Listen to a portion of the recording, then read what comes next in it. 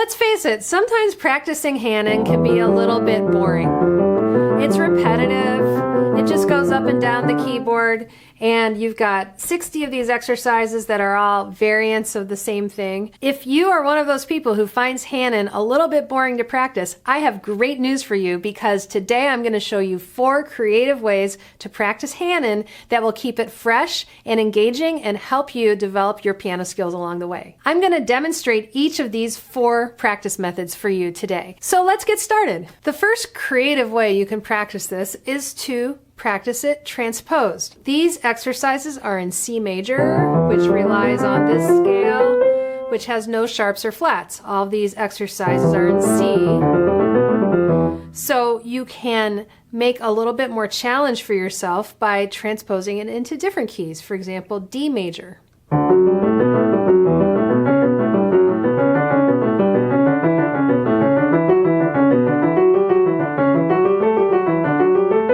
Etc. What that does is it helps you practice different combinations of black and white keys, because in the original version you can keep your hands in the same exact position the whole time because you're on the white keys, but by doing it on black keys as well, I have to move in toward the fall board with my arm in order to catch those black keys. Here I have my thumb on a black key in the right hand, and then I have to come out to play the D, for example. You can also transpose any of these exercises. Here is the second exercise.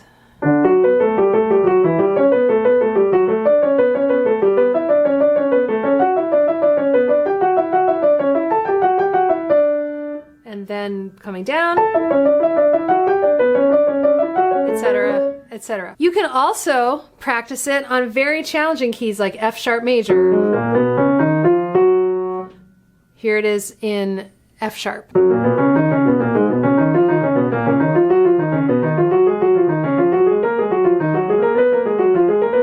If you're familiar with Shostakovich's second piano concerto, in the last movement of that, he actually has the soloist play Hanon exercises in different combinations, because he wrote the piece for his son, who was taking piano lessons at the time, and it was meant to symbolize the endless technical exercises that pianists do when they practice. You could even practice these exercises in a minor key. Let's take C minor, for example. I'm going to use the harmonic minor and raise the 7th scale degree. This is what that would sound like.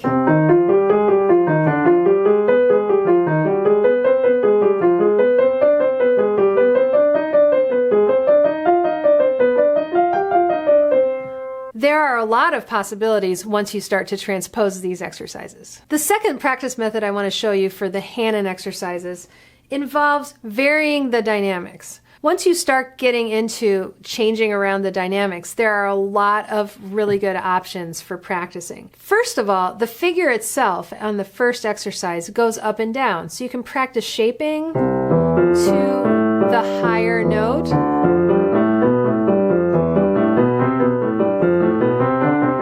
Additionally, every figure is higher one bar after the other, so you can start a little bit less and grow. And then what you can do is shape within each bar while doing the larger shape. That's called terrace dynamics. When you have one shape for each bar that's kind of repeated as the figure repeats, but overall you're either ascending and getting louder or descending and playing quieter. Here's what it sounds like if I shape to the middle of the bar.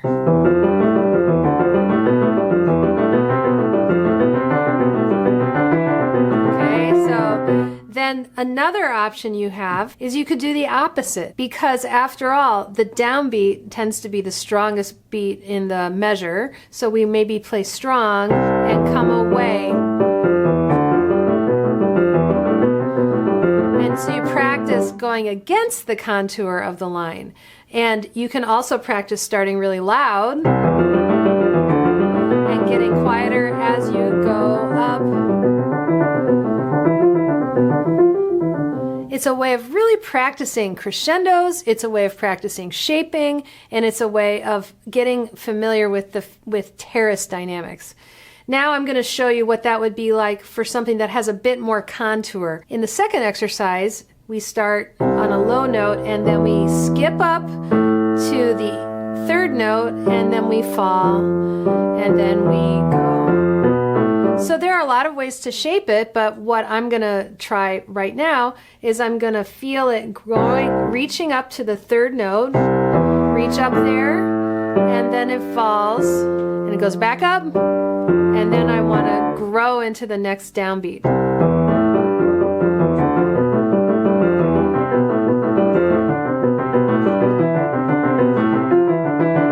You can also combine that with the first way I just showed you and play it in different keys and shape it.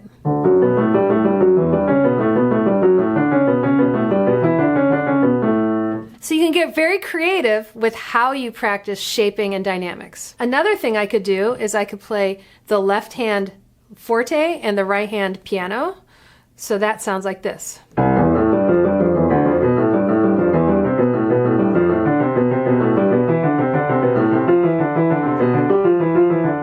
I could practice it reversed. The right hand forte, the left hand piano.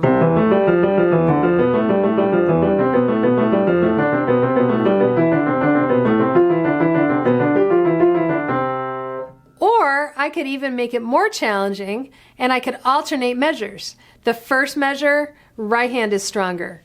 The second measure, left hand is stronger. This is a good way to practice balance between the hands and gaining control over which hand is loudest. I'll show you what I mean. First measure will be right hand forte, left hand piano.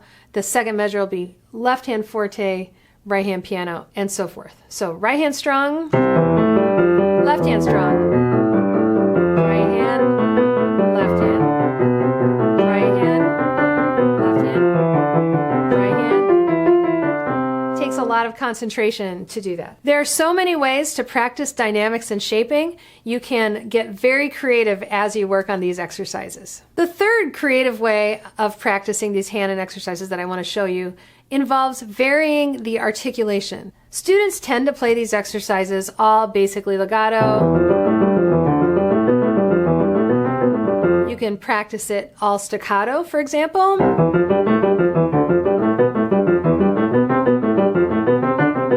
When you practice staccato, make sure that you're using small enough motions and you're playing staccato really from your finger and not coming up with your whole arm. I want to avoid this kind of motion because at a slow tempo it's totally possible, obviously, I'm doing it, but at a fast tempo what happens is it becomes very fatiguing to go. You can see I'm using my whole arm like this. I'm getting very tight in here. And what I want to do is keep the shoulder, the elbow, the arm loose and just come away. So what I'm really doing is I'm popping off of the keys with my fingers from this knuckle. And the way that I like to describe it is just imagine that the surface of the key is hot, very, very hot. And you touch it and your finger pops right off of it because it's like touching a hot stove. You gotta pull back with your finger. Notice I'm not pulling back with my full arm. It's just a finger motion. So that's a staccato way you can practice it. Then you can do things like play one hand staccato, the other hand legato. I'll do right hand staccato, left hand legato. And I'm shaping it. And I can come down and do it the opposite.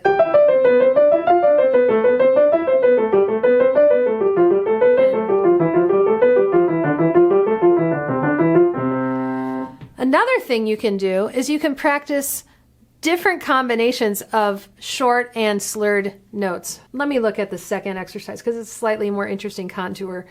It goes like this. That's what it does. So I could do two note slurs. I could do all combinations of two notes like this. And there I'm practicing dropping, releasing on each two note slur.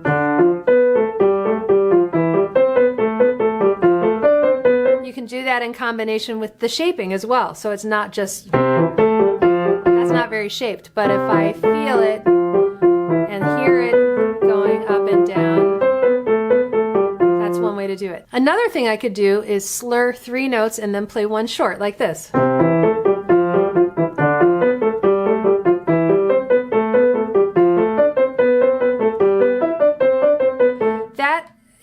helpful at starting to understand and control articulations. You could do combinations of things. So for example, I could do 2 groups of 2 and then 3 plus 1.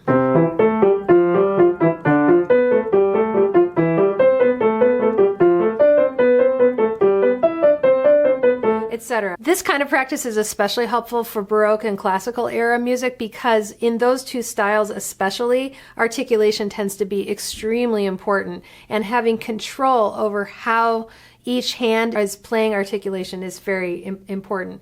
Another thing you could do obviously is play one hand smooth, the other hand with varied articulation. So I'm going to play left hand smooth, right hand in 2-note slurs. And I can switch it.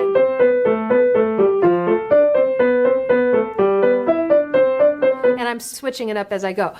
In terms of mixing it up with articulation, the possibilities are endless. You could have a lot of fun practice time coming up with different combinations and practicing different ways of varying the articulation and then also varying it between the hands. The 4th creative way of practicing Hanon exercises is to get away from these 4-note groups. This is barred in groups of 4.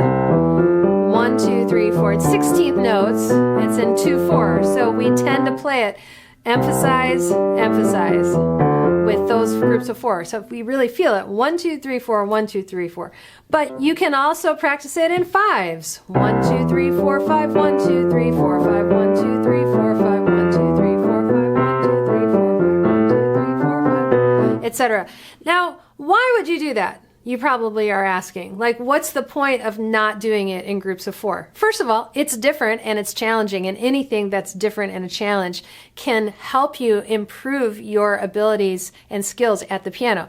But secondly, these exercises always being in groups of 4, it can easily become a little bit sing-songy. It can become a little bit predictable.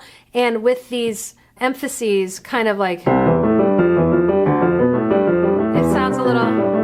it's a little deadening almost. So you can kind of mix it up by going against the time signature and the ways that the notes are barred. Because in music, in different contexts, sometimes you do need to change up the groupings and to feel them in different ways.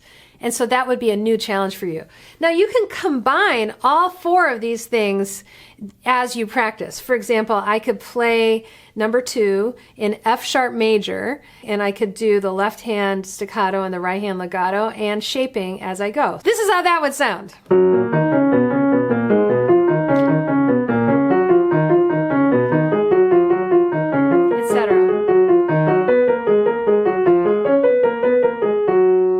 So there are 4 different ways of practicing it, but you can combine them, you can get very creative, and not only do the ways that I demonstrated today, but come up with new ways of your own as you practice these Hanon exercises. In this video, I talked about articulation and playing staccato.